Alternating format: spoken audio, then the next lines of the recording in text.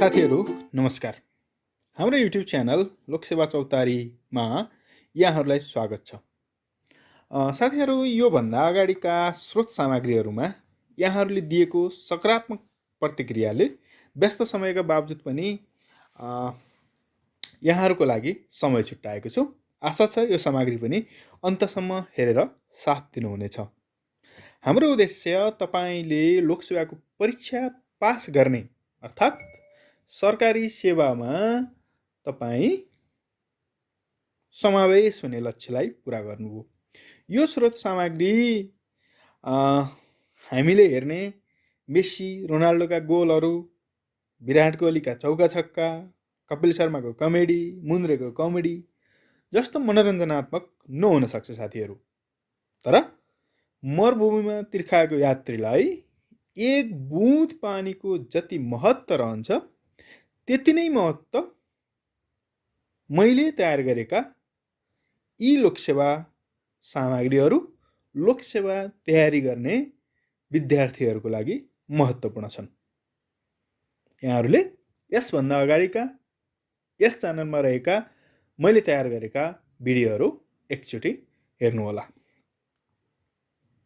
लोकसेवा तयारी गर्ने विद्यार्थी आफूले पढ्नै पर्ने पाठ्यक्रमका विषयवस्तुप्रति तपाईले जुनसुकै विषयवस्तु, जुनसुकै तहको, जुनसुकै श्रेणीको लोकसेवाको लागि तयारी गरिरहनु भएको छ भने पनि त्यो अथवा श्रेणीको पाठ्यक्रमको नजिकै बस्नुपर्ने त्यो तपाईको बाध्यता हो। तर हामी सामाजिक पनि प्राणी पनि हौं। हामीसँग हाम्रा व्यक्तिगत कारणहरूले, सामाजिक कारणहरूले ती पाठ्य सामग्रीहरूप्रति हामी सधैँ नजिक हुन सकिँदैन। यो फेरि वास्तविकता हो। यो बाध्यता र वास्तविकतालाई मध्यनजर गर्दै इन्टरनेटको पहुँच मात्र भयो भने पनि हामीले हाम्रो लोकसेवा तयारीलाई निरन्तरता दिन सक्छौं र सकियोस् भन्ने मनसाय मेरो हो। त्यसैले यी भिडियोहरू, यी स्रोत सामग्रीहरू तयार गरेर यहाँहरूमाझ पस्केको छु। यदि तपाईले हाम्रो च्यानललाई सब्स्क्राइब गर्नुभएको छैन भने सब्स्क्राइब गर्नुहोला, बेल आइकन थिच्नुहोला। हामीले यस्तै विषयमा बनाएका नयाँ भिडियोहरू अपलोड गर्ने बित्तिकै तपाईलाई नोटिफिकेसन सूचना आइपुगोस्। हस्त अब हामी आजको विषयवस्तुतर्फ लागौं। आजको विषयवस्तु छ, मैले आज सुशासन, सञ्चालन तथा व्यवस्थापन 2064 मा भएका महत्त्वपूर्ण व्यवस्थाहरू र सङ्घ, प्रदेश र स्थानीय तहमा को पाठ्यक्रममा आवश्यक पर्ने व्यवस्थाहरू साथै प्रदेश र स्थानीय तहको पाठ्यक्रममा 7वटै प्रदेशले आफ्ना सुशासन ऐनहरू राखेको सन्दर्भमा ती व्यवस्थाहरू कसरी पढ्ने, सङ्घीय सुशासन ऐन र तत्तत प्रदेशका सुशासन ऐनहरूलाई कसरी लिङ्केज गर्ने भन्ने विषयमा तपाईहरुलाई माझ छलफल गर्नेछु। यो सुशासन ऐन यस्तो ऐन हो जुन सङ्घीय शाखा अधिकृत, नायब सुब्बा र खरिदार पदका पाठ्यक्रमहरूमा समावेश नगरे पनि यो अनिवार्य पढ्नै पर्ने हुन्छ। अर्थात् लोकसेवा तयारी गर्ने विद्यार्थीले सुशासन ऐन पढ्नै पर्ने हुन्छ। त्यस्तै गरी 7वटै प्रदेशले को 4औं, 5औं, 6औं तहमा अनिवार्य पढ्न पर्ने गरी पाठ्यक्रममा समावेश गरेको छ। त्यति मात्र होइन, यो ऐन सँगसँगै सम्बन्धित प्रदेशले आफ्नो छुट्टै ऐन पनि पढ्नु पर्ने भनेर समावेश गरेको छ। त्यसो हो भने एउटा सङ्घीय ऐन, त्यसपछि 7वटा प्रदेशका ऐन, 8वटा ऐन, के यी ऐनहरू छुट्टै पढेर सम्भव छ त? यही प्रश्नको सेरोफेरोमा रहेर मैले यही सन्दर्भलाई सम्बोधन गर्नको लागि यो भिडियो बनाएको छु। यो भिडियोको उद्देश्य यिनै विषयहरूमा तपाईलाई स्पष्ट पार्नु हो। लागौं आजको प्रस्तुतितर्फ।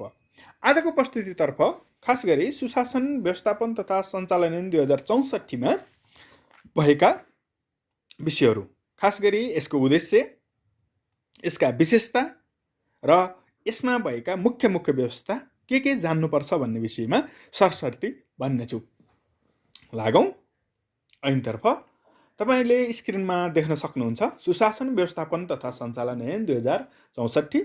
यो प्रमाणीकरण तथा प्रकाशन मिति यसलाई चाहिँ 2064 साल 10 महिना 23 गते गरिएको। यो विषय चाहिँ सबैले जान्नुभएकै विषय हो है। अब त्यसो हो भने प्रस्तावना भनेको छ, हामीले ऐन पढ्दाखेरि कुनै पनि ऐनको उद्देश्य भन्नु र प्रस्तावना भन्नु एउटै हो। प्रस्तावना भनेको यो ऐन ल्याउनु पर्नको कारण के हो त, ओ ऐन किन ल्याउनु पर्यो त। त्यसो भने यहाँ चाहिँ उल्लेख गरेको छ प्रस्तावनामा, मुलुकको सार्वजनिक प्रशासनलाई जनमुखी बनाउने, जवाबदेही बनाउने, पारदर्शी बनाउने, समावेशी बनाउने र जनसहभागितामूलक बनाउने, एउटा दुईटा तीनटा चारवटा पाँचवटा चिजहरू बनाउने र त्यसको प्रतिफल, सार्वजनिक प्रशासनको प्रतिफल सर्वसाधारणलाई उपलब्ध गराउने, कानुनको शासन, भ्रष्टाचार मुक्त र चुस्त प्रशासन बनाउने, विकेन्द्रीकरण, आर्थिक अनुशासन तथा सार्वजनिक कार्य र स्रोतको कुशल व्यवस्थापन जस्ता असल शासनका आधारभूत मान्यतालाई। अब हेर्नु है, असल शासनका आधारभूत मान्यता हामीलाई चाहिँ परीक्षामा सोध्ने गर्छ। असल शासनका आधारभूत मान्यताहरू, असल शासनका तत्त्वहरू भन्यो भने हामीले यो माथि देखेका कुराहरू, जनमुखी, जवाबदेही, पारदर्शी, समावेशी, जनसहभागितामूलक जुन विषयहरू उल्लेख गरेको छ, त्यस्तै गरी विकेन्द्रीकरण, आर्थिक अनुशासन, सार्वजनिक कार्य र स्रोतको कुशल व्यवस्थापन भनेका के रहेछन् त भन्दा असल शासनका आधारभूत मान्यताहरू रहेछन् है। आत्मसात गरी सर्वसाधारणले पाउनुपर्ने सेवालाई छिटो बनाउने, छरितो बनाउने र कम खर्चिलो ढङ्गबाट पाउने अवस्था सिर्जना गर्न सुशासन पाउने नागरिकको अधिकारलाई व्यवहारमा उतारी कार्यान्वयनमा ल्याउन। सुशासन पाउने अथवा असल शासन पाउने नागरिकको अधिकार हो त्यो विषयलाई चाहिँ के गर्ने त, व्यवहारमा कार्यान्वयनमा ल्याउनको लागि है, व्यवहारमा उतारेर कार्यान्वयनमा ल्याउनको लागि र प्रशासन संयन्त्रलाई सेवा प्रदायक संयन्त्र तथा सहजकर्ताको रूपमा रूपान्तरण गर्ने।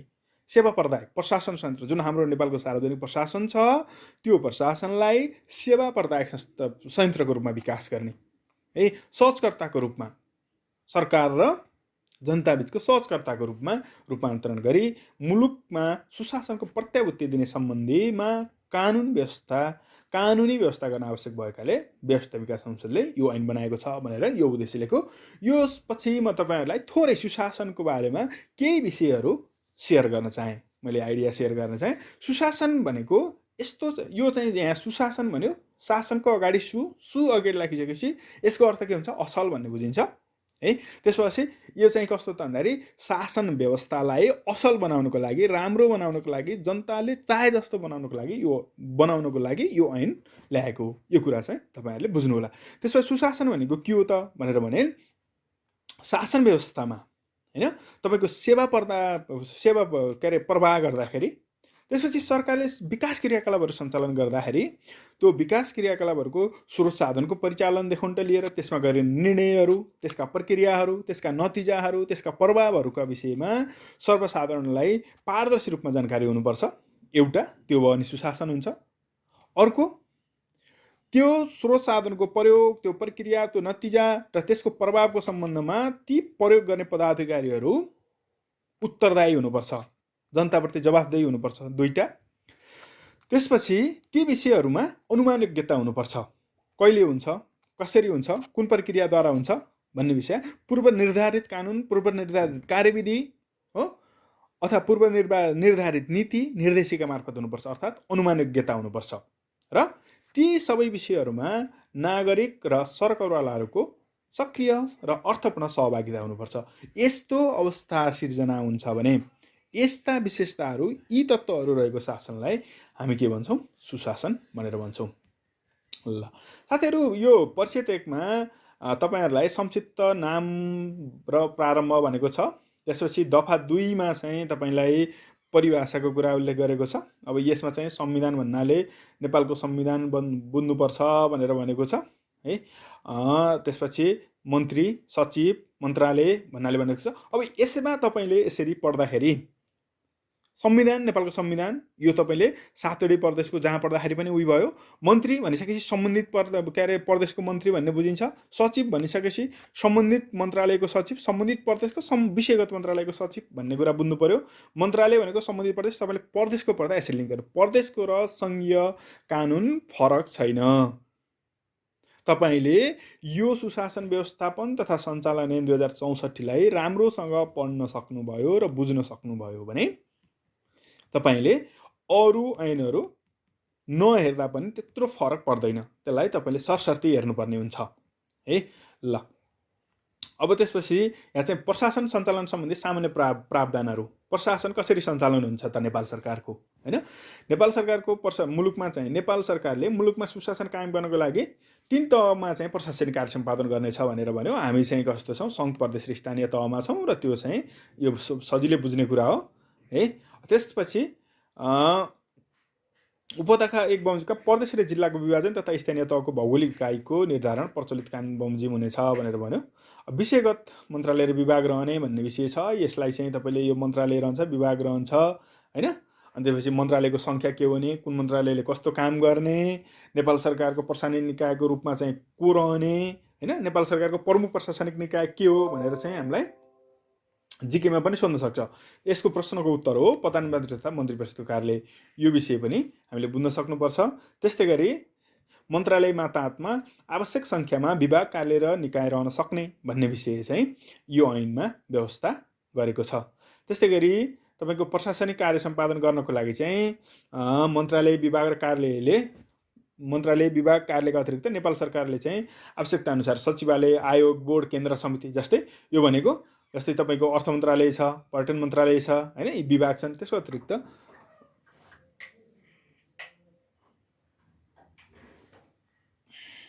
अतिरिक्त तपाईँको चाहिँ पर्यटन बोर्ड हैन, तपाईँको चाहिँ के भन्छ उपत्यका निर्माण प्राधिकरण हैन, त्यस्ता चाहिँ ऊ पनि गठन गर्न सक्नेछ भनेर भन्यो।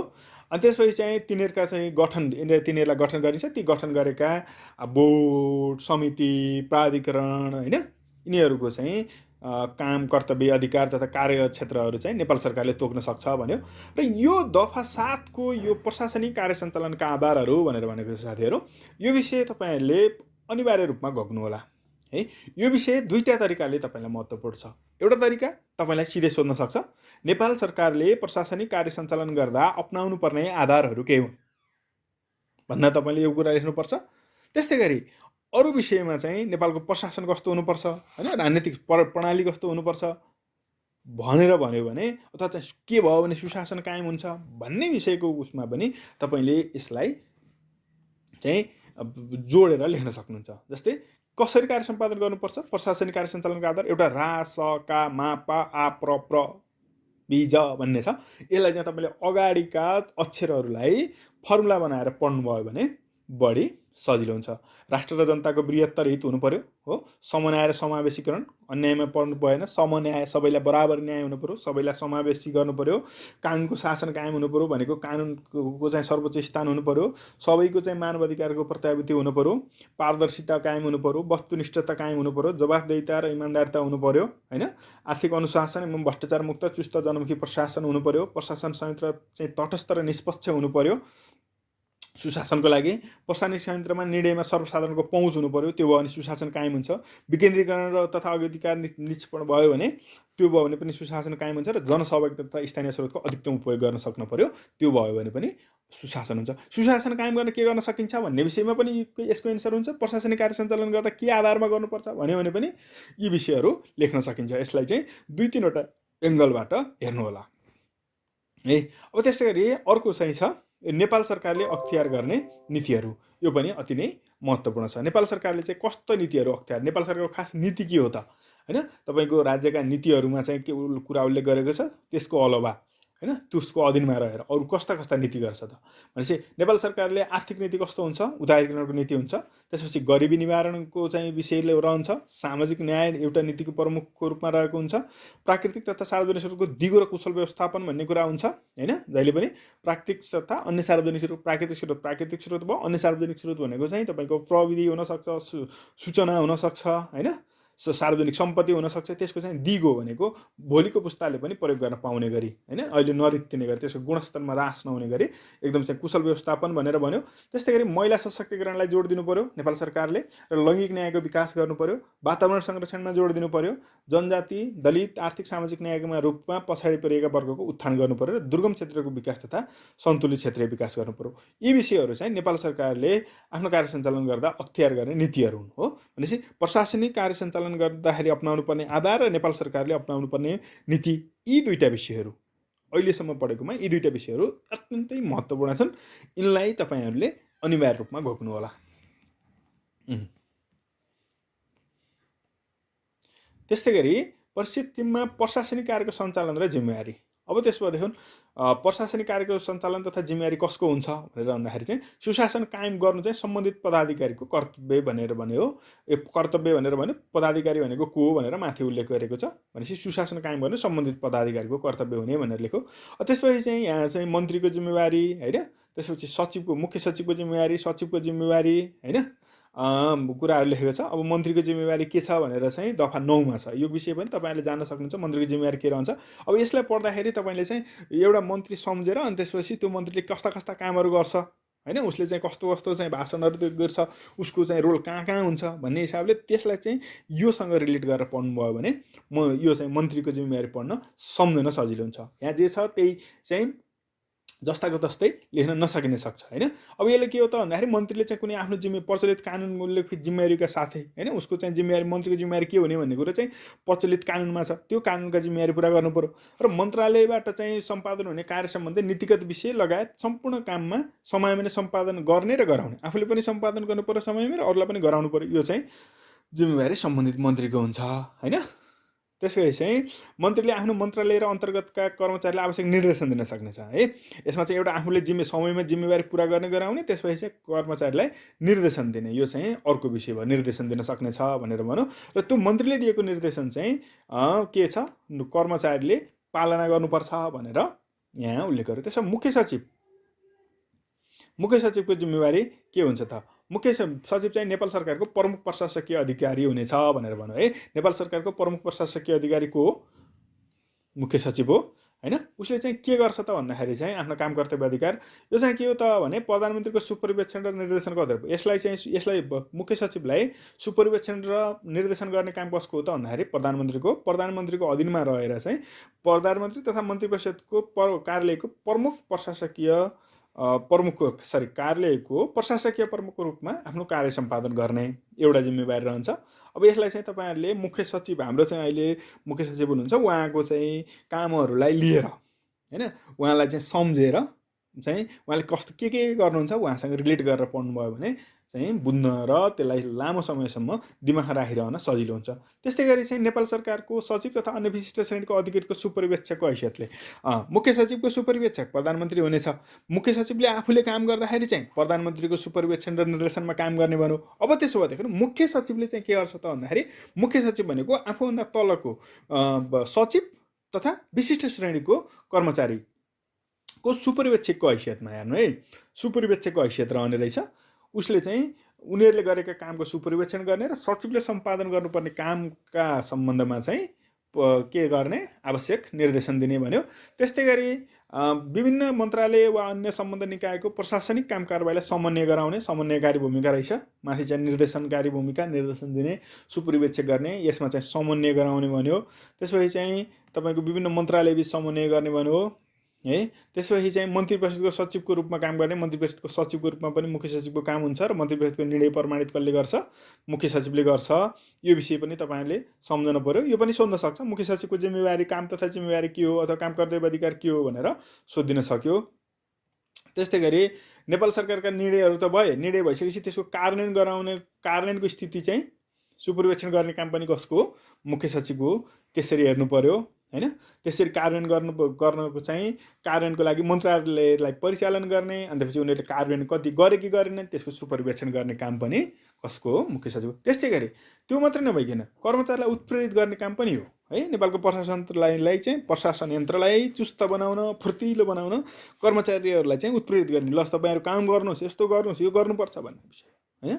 अनि त्यसपछि अर्को चाहिँ के हुन्छ त भन्दाखेरि सचिव बैठक समयमा चाहिँ सचिवको बैठक आयोजना गर्ने, सचिव बैठकबाट भएका निर्णय कार्यान्वयन स्थितिको सुपरिवेक्षण गर्ने गराउने भन्ने हिसाबको कुरा रह्यो है।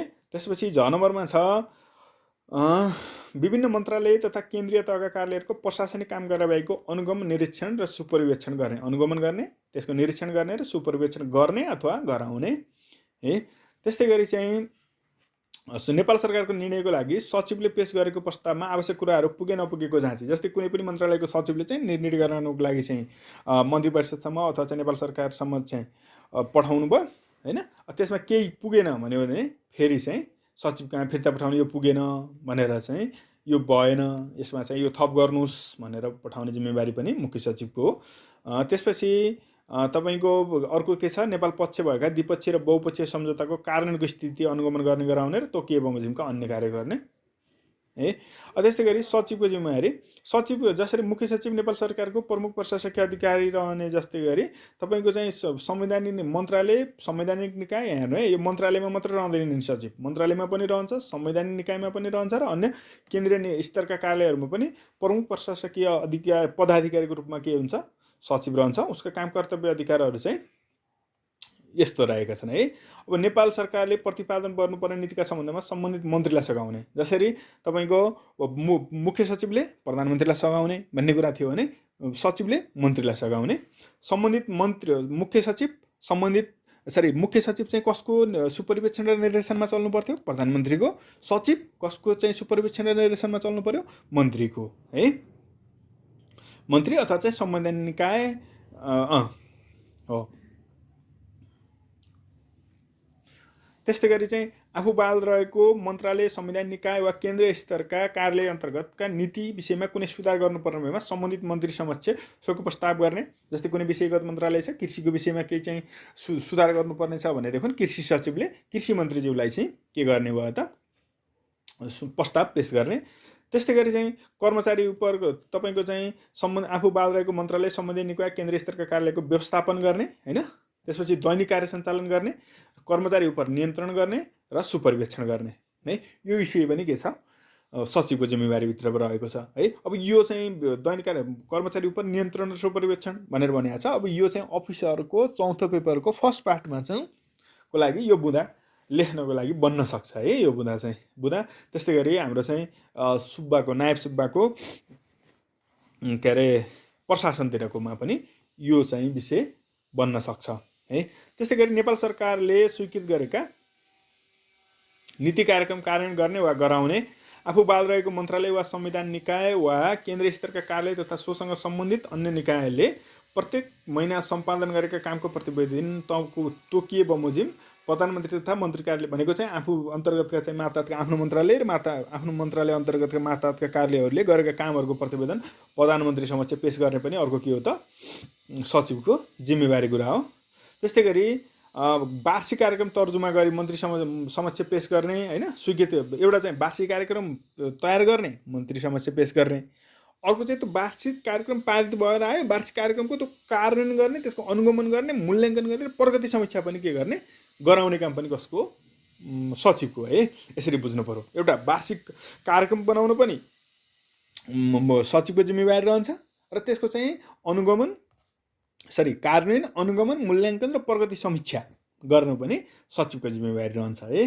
त्यस्तै गरी चाहिँ वर्षभरिका प्रमुख काम कारबाहीको बारेमा वार्षिक प्रतिवेदन तयार गरी मन्त्री समक्ष पेश गर्ने। तपाईँको वार्षिक कार्यक्रम मात्रै नभइकन अरू कुनै जनचेतनामूलक कार्यक्रम होलान्, अभिमुखीकरण कार्यक्रम होलान्, अथवा चाहिँ पोलिसी फर्मेसनसँग सम्बन्धित कार्यक्रमहरू होलान्, अथवा के काम गर्यो त मन्त्रालयले, त्यसको चाहिँ वार्षिक प्रतिवेदन चाहिँ मन्त्री समक्ष गर्ने।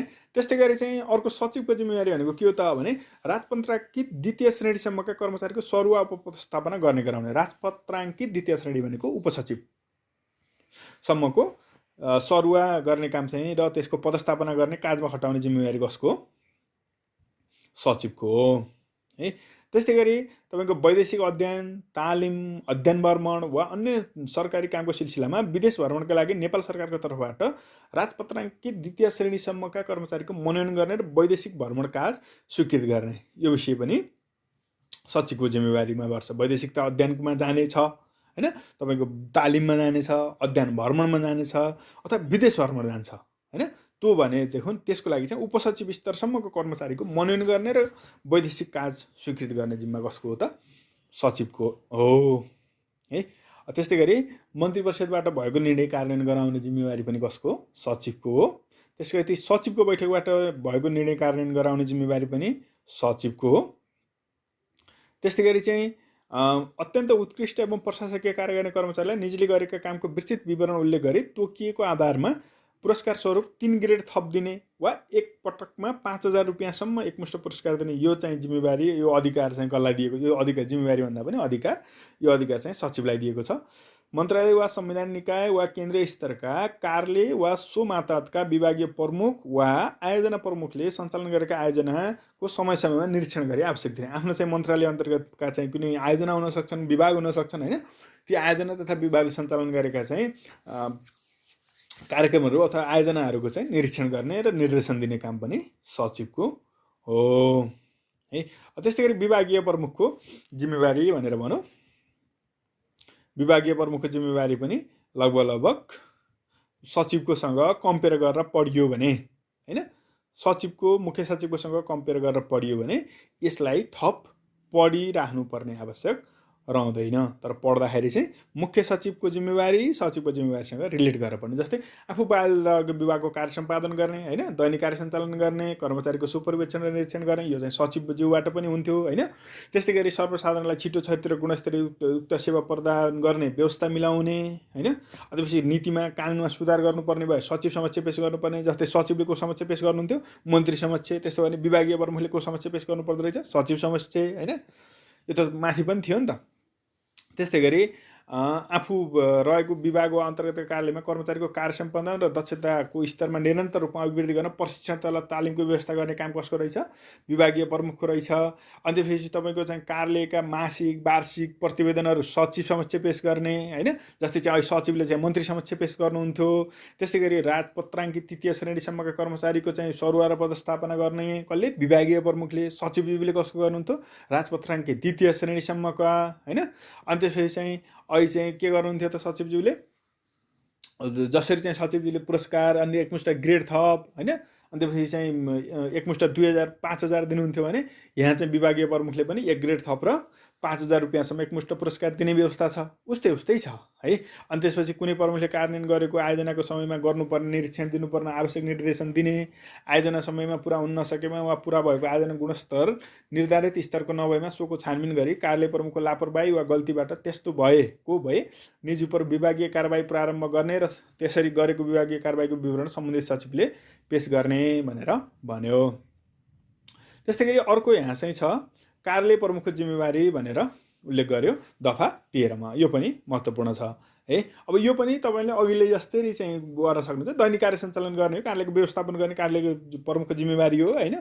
दैनिक कार्यालय सञ्चालन गर्ने कार्यालय प्रमुखको जिम्मेवारी हो र कार्य तपाईँको कर्मचारीको सुपरभिजन यो बुँदा चाहिँ तपाईँको सचिवकोमा पनि छ, मुख्य सचिवकोमा पनि छ, विभागीय प्रमुखकोमा पनि छ, कार्यालय प्रमुखकोमा पनि छ है। यसलाई छुट्टै पढिराख्नु पर्दैन।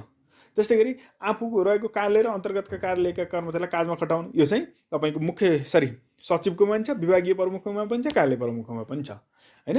अनि त्यसपछि आफू बाल रहेको कार्यालय र अन्तर्गतका कार्यालयका राजपत्र अनङ्कित कर्मचारीलाई एक कार्यालयबाट अर्को कार्यालयमा सरुवा गर्ने विभागीय प्रमुखको पनि छ, सचिवको पनि छ। सचिवले चाहिँ राजपत्राङ्कित द्वितीय श्रेणीसम्मको, विभागीय प्रमुखले राजपत्राङ्कित तृतीय श्रेणीसम्मको र राजपत्र अनङ्कितको चाहिँ कसले गर्छ? कार्यालय प्रमुखले गर्छ। यो चाहिँ कहाँ छ? सुशासन ऐनमा छ हैन। अनि त्यसपछि ल हेर्नु, सचिवज्यूले पनि उत्कृष्ट र प्रशंसनीय काम गर्ने कर्मचारीको लागि चाहिँ के अरे पुरस्कारको व्यवस्था थियो। त्यस्तै चाहिँ के अरे विभागीय प्रमुखलाई पनि पुरस्कारको व्यवस्था थियो। तर कार्यालय प्रमुखले चाहिँ के गर्छ? पुरस्कार दिँदैन, पुरस्कारको लागि सिफारिस गर्छ है।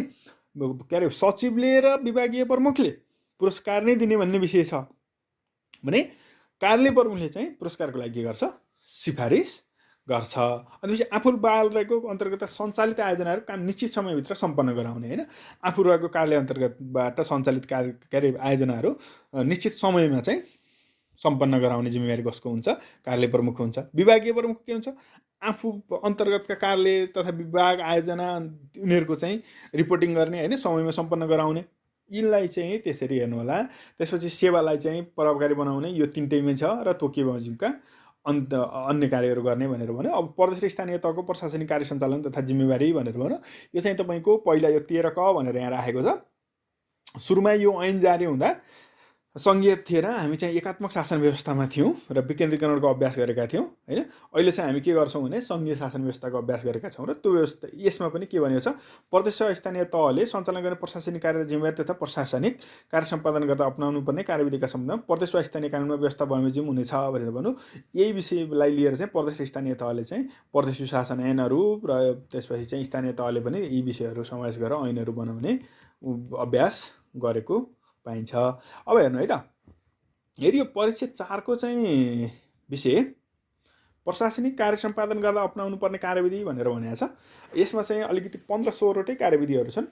प्रशासनिक कार्य सम्पादन गर्दा के गर्नुपर्छ भनेर भनेको हो कि यो कसरी गर्नुपर्छ, के गर्नुपर्छ अथवा के गर्नु हुँदैन होइन, कसरी गर्ने त भन्ने विषय चाहिँ यसमा छ। यो चाहिँ टक्क क्वेसन चाहिँ 5 नम्बरमा नेपाल सरकारले प्रशासनिक कार्य सम्पादन गर्दा अपनाउनु पर्ने कार्यविधि के हो भनेर भन्न सक्यो एउटा। अथवा तपाईँले प्रदेशको परीक्षा दिँदै हुनुहुन्छ भनेदेखि चाहिँ अब तपाईँको प्रदेशले प्रशासनिक कार्य सम्पादन गर्दा अपनाउनु पर्ने कार्यविधि के हो भनेर भन्न सक्यो।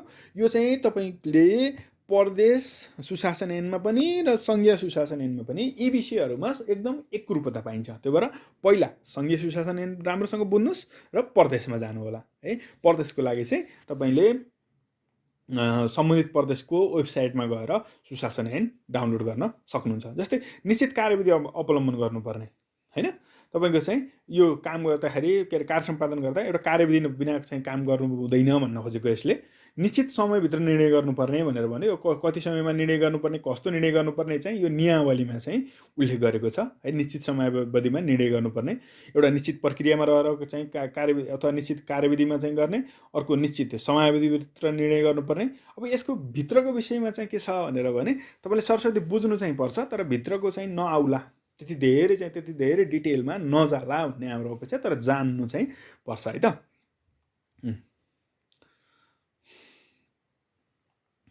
त्यस्तै गरी निर्णय गर्दा पारदर्शिता अपनाउनु पर्छ होइन। निर्णय गर्दाखेरि चाहिँ पारदर्शिता अपनाउनु पर्ने भन्ने विषयको कुरा रह्यो। तर चाहिँ पारदर्शिता त अपनाउने, तर कानुनले गोप्य राख भनेर भन्यो भने ती विषयहरूलाई गोप्य राख्नुपर्ने भनेर चाहिँ यो दफाले उल्लेख गरेको छ होइन। त्यस्तै गरी निर्णय गर्दा आधार र कारण खुलाउनु पर्ने, कुन आधारमा निर्णय गरिएको र कारण के हो त्यो निर्णय गर्नुपर्नेमा त्यो खुलाउनुपर्छ। यसले क्या चाहिँ गरेको छ। स्वार्थबाजीमा निर्णय गर्न हुने, यो भनेको चाहिँ जसले निर्णय गर्ने हो त्यो निर्णय गर्ने व्यक्ति र त्यो निर्णय बिच स्वार्थ रहन्छ भनेदेखि तपाईँको त्यस्तोमा चाहिँ निर्णय गर्न पाउँदैन, निर्णय नगर्ने भनेर भनेको छ यसले चाहिँ होइन। त्यसपछि चाहिँ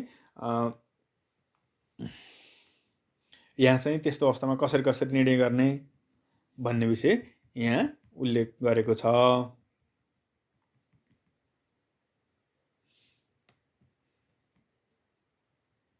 त्यसरी कार्य सम्पादन करार गर्न सकिने भनेको छ नेपाल सरकारले सम्पादन गर्नुपर्ने कुनै काम निश्चित अवधिभित्र सम्पादन गरिसक्नुपर्ने वा निश्चित परिणामको उपलब्धि हुने गरी सम्पादन गर्नुपर्ने भएमा नेपाल सरकारको राष्ट्रिय दृष्टिकोणले प्राथमिकता प्राप्त कुनै कार्यक्रम वा आयोजना कार्यान्वयन गर्नुपर्ने भएमा कुनै पदाधिकारीसँग कार्य सम्पादन करार गरी त्यस्तो कार्य सम्पादन गर्ने जिम्मेवारी निजलाई दिन सकिने छ भनेर भनौँ। अहिले चाहिँ कार्य सम्पादन चाहिँ मन्त्रीले सचिव, सचिवले सहसचिवसँग हामीले सुन्ने गर्छौँ होइन।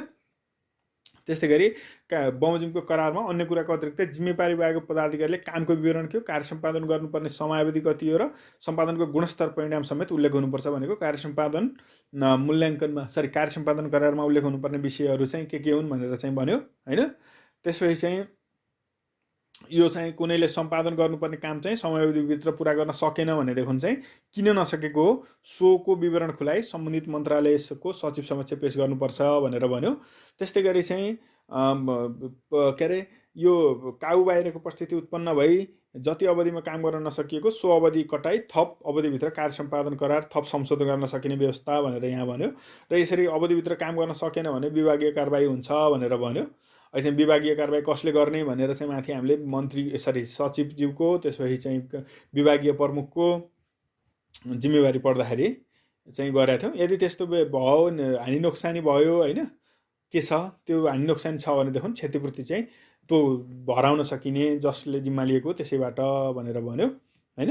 त्यस्तै गरी सार्वजनिक चासोको विषय कार्यान्वयन गर्दा सरकारवाला र नागरिक समाजसँग परामर्श गर्ने भनेर भनेको छ। यसमा चाहिँ सार्वजनिक कुनै पनि सार्वजनिक चासोको विषयमा सरकार कार्यान्वयन गर्नु अघि सरकारवाला र नागरिक समाजसँग आवश्यक परामर्श गर्ने भनेर भन्यो, गर्न सक्नेछ भनेर भन्यो होइन। त्यसै परामर्श गर्दाखेरि चाहिँ परामर्श कार्यान्वयन गर्न प्रस्ताव गरिएको विषयको सकारात्मक नकारात्मक पक्षहरूको विश्लेषण गरी त्यसबाट प्राप्त हुन सक्ने सम्भावित प्रभावको मूल्याङ्कन गर्नुपर्ने छ भनेर भन्यो यसले होइन। नेपाल सरकारले सार्वजनिक चासोको विषय कार्यान्वयन गर्दा उपदफा 1 वा 2 बमोजिम सरकारवाला तथा नागरिक समाजसँगको गरेको परामर्शबाट प्राप्त सुझावलाई उचित ध्यान दिनेछ भनेर यो चाहिँ सहभागिताको विषय हो है। सहभागिताको विषय पनि हो र पारदर्शिताको विषय पनि हो। सार्वजनिक चासो भिन्नाले के भनेको छ भने आधारभूत रूपमा नयाँ पद्धति स्थापना गर्नेमा भइरहेको पद्धतिलाई आधारभूत रूपमा खारेज गर्ने विषयमा चाहिँ नागरिक समाजसँग चाहिँ सरकार गर्नु पर्यो, सरकारवाला र नागरिक समाजसँग, र सार्वजनिक महत्त्वको कुनै विषयमा कार्यक्रम आयोजना सञ्चालन गर्ने विषय र आफ्नो जिम्मेवारी पन्छाउन नहुने भन्ने विषय गर्यो। अथवा चाहिँ प्रशासनिक कार्य सञ्चालन गर्दाखेरि चाहिँ कसैले पनि आफ्नो जिम्मेवारीलाई केर्न पाउँदैन, जिम्मेवारी पन्छाउन पाउँदैन। प्रचलित ऐन बमोजिम आफूलाई तोकिएको जिम्मेवारी चाहिँ निर्धारित समय अवधिभित्र र निर्धारित शर्त पालना गरेर गर्नुपर्छ भनेर भन्यो। त्यसपछि चाहिँ जिम्मेवारी पन्छाउन वा आफूले गर्नुपर्ने काम अरूलाई लगाउन पाउँदैन भनेर भन्यो है। तपाईँको निक्षेप गर्न अथवा चाहिँ के अरे अधिकार प्रत्यायोजन गर्न सक्ने भन्ने विषयको बाहेक भन्न खोजेको यो। त्यस्तै गरी जिम्मेवारी पन्छाउने हिसाबले होइन अरूलाई काम लगाउने अथवा चाहिँ कुनै किसिमले जिम्मेवारी पन्छाउने बन्नेहरूले निर्धारित अवधिभित्र कार्य सम्पादन नगर्ने वा कार्य सम्पादन सूचक बमोजिम उपलब्ध हासिल नगर्ने पदाधिकारीलाई मुख्य सचिव भए नेपाल सरकारको मन्त्री परिषद, सचिव भए सम्बन्धित मन्त्री, मन्त्रालय अन्तर्गतका पदाधिकारी वा विभागीय प्रमुख भए सम्बन्धित सचिव वा र विभाग अन्तर्गतका अन्य पदाधिकारी भए सम्बन्धित विभागीय प्रमुखले चेतावनी दिन सक्नेछ भनेर भन्नु। यो विषय चाहिँ यो जुन उपदफा 3 को विषय छ, यो उपदफा 3 को विषय अहिलेको चाहिँ मुख्य सचिव, सचिव, विभागीय प्रमुख को चाहिँ जुन जिम्मेवारी अधिकार कर्तव्य थियो नि त्योसँग चाहिँ रिलेटेड विषय पनि हो। त्यसरी हेर्नु होला। त्यस्तै गरी अधिकार प्रत्यायोजन गर्न सक्ने हो। यसले चाहिँ तपाईँको योभन्दा माथि के भन्यो भने काम जिम्मेवारी पन्छाउन नहुने भनेर भन्यो, तर यहाँ चाहिँ अधिकार प्रत्यायोजन गर्न सक्ने। त्यहाँ चाहिँ उपदफा दफा 22 अनुसारको बाहेक भनेर भनेको थियो नि होइन। आफू सरहको वा आफ्नो मातहतको अन्य कुनै पदाधिकारीले सम्पादन गर्न सक्ने गरी प्रचलित कानुन बमोजिम अधिकार प्रत्यायोजन गर्न सक्नेछ होइन। अब अधिकार प्रत्यायोजन कारणले कसैले गर्यो भन्दैमा त्यो चाहिँ जिम्मेवारीबाट पन्छिएको हो भनेर भन्न मिल्दैन भनेर भनेको छ होइन। त्यसै गरी त्यो प्रत्यायोजन भएको अधिकार जुनसुकै बेला पनि के हुनसक्छ, फिर्ता हुन सक्छ भनेर भन्यो। त्यस्तै गरी चाहिँ न्यायिक रोहमा निर्णय गर्नुपर्ने अधिकार प्रत्यायोजन हुने छैन भनेर पनि लेख्यो। पदीय वा पेसागत आचरण सम्बन्धी व्यवस्था छ। सार्वजनिक पद धारण गरेका व्यक्तिले आफू बाल रहँदा वा जुनसुकै कारणले अवकाश प्राप्त गरेको मितिले तोकिए बमोजिमको अवधिसम्म तोकिएको पदीय र वा पेसागत आचरण पालना गर्नुपर्ने भनेर चाहिँ उल्लेख गरेको छ। यो चाहिँ निजामती सेवाले चाहिँ निजामती सेवामा आचरण सम्बन्धी व्यवस्था के छ भन्दाखेरि पनि यो विषय पनि हामीले के गर्न सक्छौँ, इन्क्लुड गर्न सक्छौँ। निजामती सेवा ऐनमा आचरणसँग सम्बन्धित विषय प्लस यी विषयहरू पनि, यो विषयलाई पनि हामीले के गर्न सक्छौँ, इन्क्लुड गर्न सक्छौँ। अब त्यस्तै गरी त्यो आचरण कसले बनाउँछ त भन्दा न्यायाधीशका लागि न्याय परिषदले बनाउँछ, संवैधानिक निकायको लागि संवैधानिक परिषदले बनाउँछ, निजामती सेवाका कर्मचारीको लागि मन्त्री परिषदले बनाउँछ, अदालतमा कार्यरत कर्मचारीको लागि सर्वोच्च अदालतले बनाउँछ, सरकारी वकिल वा सरकारी वकिलको कार्यालयको लागि चाहिँ महाधिवक्ताले बनाउँछ है। प्रचलित कानुन बमोजिम भएका गठन भएका सङ्गठित संस्थाका प्रमुखका लागि सम्बन्धित मन्त्रालय र अन्य कर्मचारीका लागि सम्बन्धित सङ्गठित संस्थाले है। व्यवस्थापिका संसद सचिवालयका कर्मचारीका लागि व्यवस्थापिका संसद सचिवालय सञ्चालन तथा व्यवस्थापन समितिले चाहिँ यसरी बनाउन सक्छ भनेर यहाँ उल्लेख गर्यो। त्यस्तै विविध चाहिँ खण्ड छ। यो विविध खण्डमा चाहिँ पदीय उत्तरदायित्व निर्वाह गर्नुपर्ने भनेर भन्यो। यसमा चाहिँ के भनेको छ भने यस ऐन वा प्रचलित कानुन बमोजिम कार्य सम्पादन गर्ने जिम्मेवारी भएको पदाधिकारीले आफ्नो अधिकारको प्रयोग गर्दा वा कर्तव्य पालना गर्दा निम्न कुराको ध्यान पुर्याउनुपर्छ होइन। के रहन्छ त उनीहरूको कर्तव्य कसरी चाहिँ गर्ने भन्ने विषय छ। यसले चाहिँ समयमा नै सम्पादन गर्नुपर्छ भनेर भन्यो होइन। त्यसपछि मितव्ययी ढङ्गबाट चाहिँ अधिकतम सदुपयोग गर्नुपर्छ भनेर भन्यो। त्यसपछि सेवाग्राहीले पाउने अधिकारको कुरालाई ध्यान दिनुपर्छ अथवा सेवाग्राहीको अधिकारलाई केन्द्रबिन्दुमा राख्नुपर्छ, उनीहरूको अधिकारलाई चाहिँ सम्मान गर्नुपर्छ भनेर भन्यो। ढिलासुस्ती र विलम्ब हुनु भनेको स्रोत साधनको दुरुपयोग हुनु हो भन्ने भावना राख्नुपर्छ भनेर भन्यो होइन। कार्य सम्पादनमा ढिलासुस्ती र विलम्ब हुन्छ भने त्यो स्रोत र साधनको दुरुपयोग हो भन्ने कुरा चाहिँ बुझ्नु भनेर भन्यो।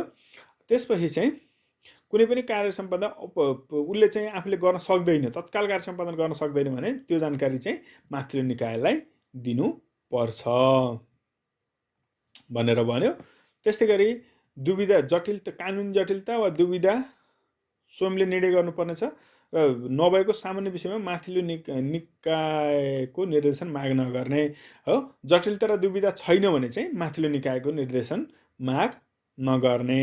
त्यस्तै गरी सरकारी वा सार्वजनिक कामको सिलसिलामा सार्वजनिक पद धारण गरेको व्यक्तिले सेवाग्राहीसँग प्रचलित मूल्य, मान्यता र संस्कृति अनुरूप शिष्ट व्यवहार गर्ने भनेर भनेको छ। यो चाहिँ निजामती कर्मचारीको कर्तव्यहरूको उसमा पनि आउँछ, जिम्मेवारीको रूपमा पनि आउँछ, अथवा चाहिँ सेवा प्रवाह गर्दा चाहिँ निजामती कर्मचारीको भूमिका के रहन्छ भन्ने विषयमा पनि यी विषयहरू हामीले अगाडि लेखेका यी 7वटा विषयहरू लेख्न सकिन्छ है। यहाँ चाहिँ के लेख्यो भने मूल्य, मान्यता, संस्कृति, शिष्ट अनुरूप, निर्देशनको पालना माग नगर्ने, निर्देशनको माग नगर्ने लगायतका विषयहरू। यसलाई चाहिँ एकचोटि राम्रोसँग ध्यान दिनु होला। अब नागरिक सेवा बडापत्र भन्ने छ।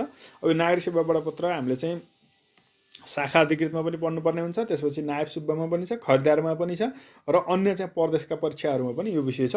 अब त्यसो भए नागरिक सेवा बडापत्र राख्ने भनेर चाहिँ कुन ऐनले व्यवस्था गरेको रहेछ त भन्दाखेरि चाहिँ सुशासन व्यवस्थापन तथा सञ्चालन ऐनले व्यवस्था गरेको रहेछ, यो कुरा चाहिँ जान्नु पर्यो। त्यसपछि नागरिक बडापत्रमा चाहिँ के कुराहरू चाहिँ अनिवार्य रूपमा उल्लेख भएको हुनुपर्छ भनेर भन्यो भने सम्बन्धित कार्यालयले दिने सेवा वा त्यसको प्रकृति, सेवा प्राप्त गर्नुपर्ने कार्यविधि, त्यसको लागि कति अवधि हो, त्यसपछि चाहिँ सेवा कसले प्रदान गर्ने हो, कति पैसा लाग्ने हो र माग भएको बमोजिमका अन्य कुराहरू चाहिँ चाहिन्छ भनेर यहाँ भन्यो है। यो पनि हामीले चाहिँ सार्वजनिक सेवा बडापत्रमा उल्लेख हुनुपर्ने विषयहरू के हुन्, अथवा सुशासन व्यवस्थापन तथा सञ्चालन ऐनले 2064ले सार्वजनिक सेवा बडापत्र अथवा नागरिक बडापत्रको बारेमा उल्लेख गरेका कस्तो व्यवस्था गरेको छ भनेर पनि प्रश्न आउन सक्छ। अथवा तपाईँ चाहिँ प्रदेशको तयारी गर्दै हुनुहुन्छ भने सम्बन्धित प्रदेशले नागरिक बडापत्रको सम्बन्धमा कस्तो व्यवस्था गरेको छ भनेर आयो भने यिनै विषयहरू लेख्नुपर्छ। र यसरी चाहिँ उल्लेख भएका कुराहरू चाहिँ बाध्यात्मक हुन्छन् है। कार्यालयलाई बाध्यात्मक, यो राख्ने मात्रै होइन, देखाउनको लागि राख्ने होइन, त्यहाँ चाहिँ नागरिक बडापत्रमा उल्लेख भएका कुराहरू चाहिँ बाध्यात्मक हुन्छन् भन्ने कुरा छ। यो पनि हामीले लेख्नुपर्ने छ। र चाहिँ त्यो बमोजिम कार्य सम्पादन गरी सर्वसाधारणलाई सेवा प्रदान गर्नु सम्बन्धित कार्यालय प्रमुख तथा अन्य कर्मचारीको कर्तव्य हुन्छ हैन। त्यसपछि चाहिँ यदि नागरिक बडापत्र बमोजिम चाहिँ सेवा प्राप्त गर्न सकेन भने कार्यालय प्रमुख तथा सोको जिम्मेवारी कर्मचारी उप विभागीय कारबाही हुनेछ भनेर भन्यो। त्यो नागरिक बडापत्रमा जे प्रतिबद्धता गरेछ त्यो प्रतिबद्धता अनुसार काम गर्नु पर्यो, त्यो भएन भने विभागीय कारबाही हुन्छ। यसले भन्न खोजेको त्यति हो। त्यस्तै गरी चाहिँ क्षतिपूर्ति पनि चाहिँ पाउनेछन् भनेर भन्यो हैन। यदि चाहिँ नागरिक बडापत्र अनुसार चाहिँ काम भएन, नागरिक बडापत्रमा एउटा प्रतिबद्धता गरेको थियो तर त्यो समयमै त्यो गुणस्तर त्यो लागतमा काम भएन भने त्यसको क्षतिपूर्ति पाउने अधिकार पनि रहन्छ भनेर भन्यो। त्यस्तै गरी घुम्ती सेवा सञ्चालन गर्न सक्छ नेपाल सरकारले, यो पनि छ व्यवस्था घुम्ती सेवा सञ्चालन हैन। त्यस्तै गरी नेपाल सरकारले अथवा चाहिँ विभिन्न तहका सरकारहरूले चाहिँ न्यायचित सेवा शुल्क पनि के गर्न सक्छन्, निर्धारण गर्न सक्छन् हैन। न्यायचित यसरी चाहिँ सेवा शुल्क निर्धारण गर्दाखेरि चाहिँ सहुलियत पनि दिन सकिनेछ है।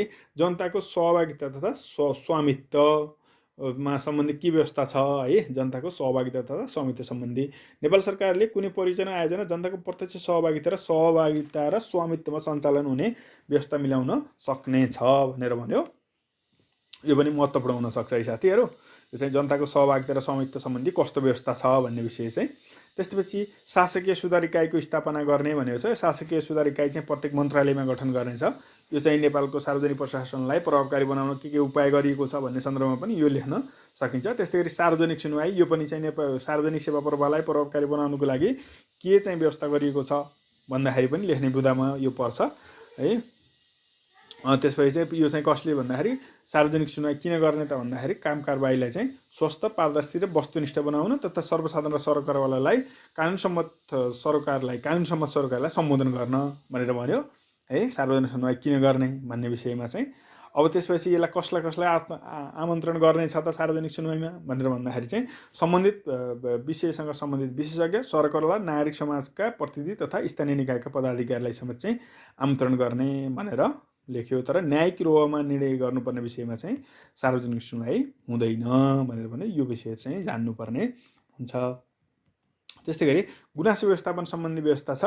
चाहिँ गुनासो व्यवस्थापन सम्बन्धी अब यो पनि कसरी आउन सक्यो त प्रश्न भने सुशासन व्यवस्थापन तथा सञ्चालन ऐनमा गुनासो व्यवस्थापन सम्बन्धमा के व्यवस्था गरिएको छ भनेर भन्यो भनेदेखि चाहिँ यसरी यो गुनासो व्यवस्थापन सम्बन्धी दफा 31 मा उल्लेख गरिएको छ भनेर लेख्नु पर्यो हैन। अनि त्यसपछि चाहिँ यसमा के छ भने प्रत्येक मन्त्रालय विभाग सरकारी निकाय एवं कार्यालयमा सो मन्त्रालय विभाग सरकारी निकाय एवं कार्यालयले सम्पादन गरेको काम गराएको चाहिँ गुणस्तर प्रभावकारिता र तथा त्यसमा हुन सक्ने अनियमितताको सम्बन्धमा गुनासो सुन्न सबैले देख्ने ठाउँमा सूचना पेटिका टाँसिनुपर्ने छ भनेर भन्न पर्यो हो। अब चाहिँ जसले सेवा प्रवाह गर्ने हो त्यो निकायले के गर्नु पर्यो, गुनासो पेटिका टाँस्नु पर्यो। यो चाहिँ तपाईँहरूले जान्नुपर्ने हुन्छ। त्यसपछि त्यो गुनासो पेटिकामा कसले चाहिँ गुनासो पेश गर्न सक्छ, जोसुकैले पेश गर्न सक्छ। त्यसो भएदेखि त्यो गुनासो पेटिकामा त्यो के भन्छ, गुनासो पेश मात्रै गर्ने हो त होइन। यो चाहिँ के हो त भनेदेखि त्यो चाहिँ जिम्मेवार अधिकृतले प्रत्येक 3 दिनमा के गर्नुपर्छ, त्यो गुनासो पेटिका अन्य कर्मचारीको रोमा खोल्नुपर्छ र त्यो चाहिँ गुनासो पेटिकामा पाइएका चाहिँ सुझाव मनासिब रहेको पाइएमा आवश्यक कारबाही गर्नुपर्छ हैन। त्यस्तै गरी चाहिँ कार्यालय प्रमुखको व्यक्ति आचरणसँग सम्बन्धित रहेछन् भने सेवाको विवरणमा सोको विवरण माथिल्लो निकायमा पठाउनु पर्नेछ। अब यो चाहिँ कार्यालयले गर्ने कि माथिल्लोले गर्ने त भन्ने सन्दर्भमा चाहिँ यदि कार्यालयको कार्यसँग सम्बन्धित नभए त्यस्ता चाहिँ कार्यालय प्रमुखको चाहिँ हैन, सरकारी निकाय अथवा कार्यालय प्रमुखको व्यक्तिगत आचरणसँग रहेछ भने चाहिँ त्यो चाहिँ गुनासो के गर्नुपर्छ, माथिल्लो निकायमा पठाउनुपर्छ र यसरी माथि पठाएको चाहिँ जानकारी के गर्नुपर्छ त सूचना पाटीमा फेरि टाँस गर्नुपर्छ। तपाईँको यसरी गुनासो आएको थियो, यो गुनासो हामीलाई प्राप्त भयो र यो गुनासो चाहिँ को लागि यो आवश्यक कारबाही यसरी गएको छ भनेर चाहिँ सूचना पाटीमा टाँस दिनु पर्यो। त्यस्तै गरी चाहिँ अर्को चाहिँ के भनेको छ भने गुनासो प्राप्त भएमा गुनासो दिने सम्बन्धित व्यक्ति पहिचान भएको रहेछ भने निजलाई सो जानकारी फिर्ता गर्ने र पहिचान भएको रहेनछ भने सो विवरण सम्बन्धित मन्त्रालय विभाग तथा सरकारी निकाय एवं कार्यालयको सूचना टेबलमा टाँस्नु पर्ने भनेको छ। यो चाहिँ कार्यालय को कामसँग चाहिँ असम्बन्धित सूचना छ हैन, असम्बन्धित सूचना छ हैन, त्यो चाहिँ गुनासो छ कार्यालयको कामसँग अथवा चाहिँ काम कारबाहीसँग सम्बन्धित होइन, असम्बन्धित हो, असान्दर्भिक चाहिँ हो भनेदेखि चाहिँ त्यसलाई के गर्ने भने जसले गुनासो दिएको त्यो व्यक्ति पहिचान गर्न सकिन्छ भने त्यही व्यक्तिलाई चाहिँ फिर्ता दिने। यदि पहिचान गर्न सकिँदैन भने चाहिँ सूचना पाटीमा टाँस गरेर चाहिँ फिर्ता गर्ने। तपाईँले गुनासो पाइयो तर तपाईँको गुनासो हाम्रो कार्यालयको चाहिँ कार्यसँग सम्बन्धित काम कारबाहीसँग सम्बन्धित चाहिँ विषय होइन भन्ने कुरालाई हो। त्यसपछि यो चाहिँ विदेशी ब्याङ्कमा खाता खोल्दा स्वीकृति लिनुपर्ने विषय चाहिँ यहाँ उल्लेख गरेको छ है दफा 32 मा। त्यस्तै गरी अर्को अधिकारमा हस्तक्षेप गर्न नहुने भनेर भनेको छ। एउटा कार्यालयले काम गर्दा अर्काको काम, एउटा पदाधिकारीले अर्को पदाधिकारीको काममा अथवा एउटा निकायले अर्को निकायको काममा चाहिँ हस्तक्षेप गर्न पाउँदैन भनेर भन्यो। त्यसपछि सल्लाहकार नियुक्त गर्न सक्ने भनेर भन्यो। नेपाल सरकारले चाहिँ निजामती सेवाको पदबाट कार्य सम्पादन हुन नसक्ने सम्बन्ध विषयमा चाहिँ जस्तै तपाईँको विभिन्न ठुला आयोजनाहरू हैन, रोड आयोजनाहरू, सिँचाइ आयोजनाहरू, जलविद्युत आयोजनाहरूको सम्बन्धमा चाहिँ फलानु कन्सल्टेन्सी नियुक्त गरियो भनेर सुन्नुहुन्छ नि हो। यो चाहिँ दफाले त्यही भन्न खोजेको है। प्रवक्ता तोक्नुपर्ने, जस्तै हामीले चाहिँ सूचनाको हक पर्दाखेरि चाहिँ प्रवक्ताको व्यवस्था गरिएको छ अथवा चाहिँ सार्वजनिक प्रशासनमा सुधार गर्दाखेरि चाहिँ मन्त्रालयहरूमा प्रवक्ताको व्यवस्था गरिएको छ, सूचना अधिकारीको व्यवस्था गरिएको छ भनेर भन्छौँ नि हो। यहाँ चाहिँ के भनेको छ, प्रत्येक मन्त्रालय विभाग सरकारी निकाय कार्यालयले आफ्नो मन्त्रालय विभाग सरकारी निकाय कार्यक्रमको विषयमा सरकारवालालाई सार्वजनिक रूपमा जानकारी दिन सरकारी निकाय एवं कार्यालयका कुनै अधिकृतलाई प्रवक्ता तोक्नुपर्ने छ भनेर भन्छ। यो प्रवक्ता सूचना अधिकारी हो। संवैधानिक निकाय तथा स्थानीय तहले ऐनको पालना गर्नुपर्ने भनेर भन्यो। सम्पादन गर्दा 6, 7, 13, 14, 15, 16, 17 देखि 30 सम्म उल्लेख भएका व्यवस्थाहरू आवश्यक हेरफेरसहित लागू गराउनु पर्नेछ भन्यो। त्यस्तै गरी चाहिँ सूचना प्रविधिलाई व्यवहारमा ल्याउने भनेर सक्यो। हामी विद्युतीय शासन पढ्दाखेरि चाहिँ पढ्न सक्छौँ। यो चाहिँ के गरेको छ त भन्दाखेरि चाहिँ सुशासन व्यवस्थापन तथा सञ्चालन ऐनले सूचना प्रविधिको प्रयोगलाई चाहिँ के बनाएको छ, कानुन सम्मत बनाएको छ। त्यस्तै गरी अनुगमन मूल्याङ्कन समिति हुनेछ भनेर भन्यो हैन। यो चाहिँ के छ त, काम कारबाही चाहिँ प्रभावकारी हुनको लागि चाहिँ प्रभावकारी बनाउनको लागि अनुगमन गर्न मुख्य सचिवको संयोजकतामा है। यो अनुगमन मूल्याङ्कन समिति कसको संयोजकतामा? मुख्यमन्त्री संयोजकतामा। भन्यो। त्यस्तै गरी सरकारी कार्य पर्च्यु तथा सरकारी कार्यालयको निरीक्षण भनेर भन्यो। सुविधा तोकी बमोजिम हुने भन्यो। वार्षिक प्रतिवेदन पेश गर्नुपर्ने भनेर भनेको छ।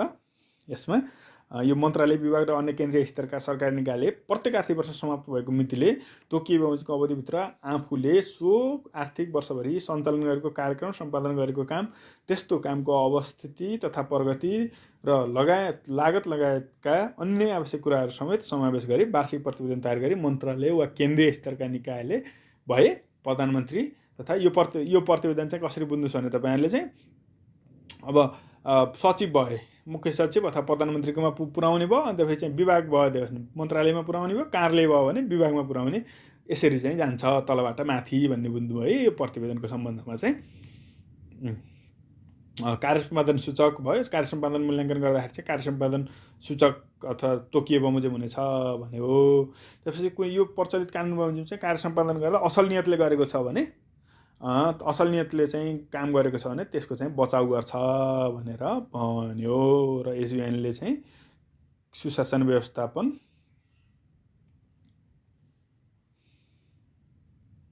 ल यसरी सुशासन व्यवस्थापन सञ्चालन अध्यादेश 2062 चाहिँ निष्क्रिय बनायो र उसले उल्लेख गरे, त्यहाँ उल्लेख भएको।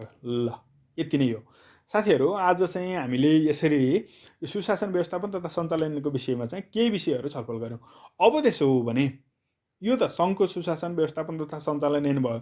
त्यसो भयो भनेदेखि अब यसका विशेषताहरूका विषयमा चाहिँ तपाईँहरूले यहीँ भएकै नै कुराहरू, उद्देश्यका कुराहरू, त्यसपछि त्यसमा भएका चाहिँ राज्य सञ्चालनका आधारहरू, राज्य सञ्चालनका नीतिहरू, प्रशासन सञ्चालनका आधारहरू, होइन, अन्त त्यसपछि चाहिँ कार्य सम्पादन गर्दाखेरि चाहिँ अपनाउनु पर्ने कार्यविधिहरू अथवा विधिहरू, होइन, नागरिक बडापत्रको कुरा, सूचना प्रविधिको प्रयोग गर्ने कुराहरू, त्यसपछि गुनासो व्यवस्थापनका कुराहरू, यिनै विषयहरूलाई चाहिँ तपाईँहरूले विशेषताको रूपमा प्रस्तुत गर्न सक्नुहुन्छ।